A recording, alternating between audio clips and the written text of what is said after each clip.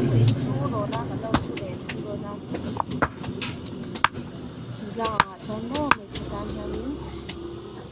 là thuộc đồ thì ổng lẩu em mà vòng cho nín chẳng về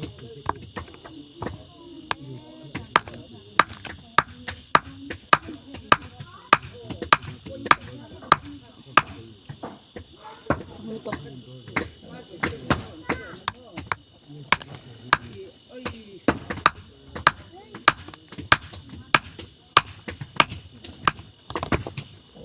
lúng thiê này trang được tục hay long hay mò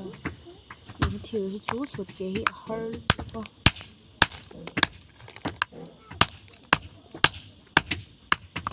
kan hay hụt khó bằng mò tôi cái riêng rồi ra chú tôi đó có tụ bộ thì kan hay không về là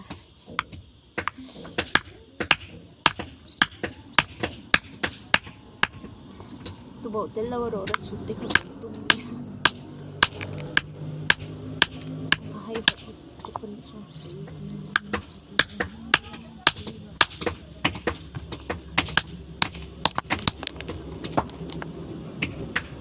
thì đi tất cả những cái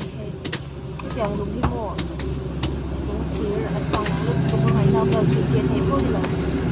đầu tiên tiểu đúng em thì chúng nó mà muốn đi là mà hắn rồi ra hi tin khát em ra thì nghe suốt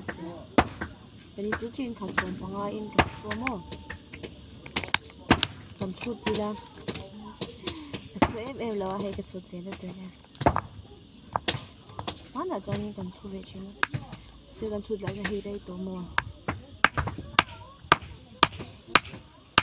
đúng thì thấu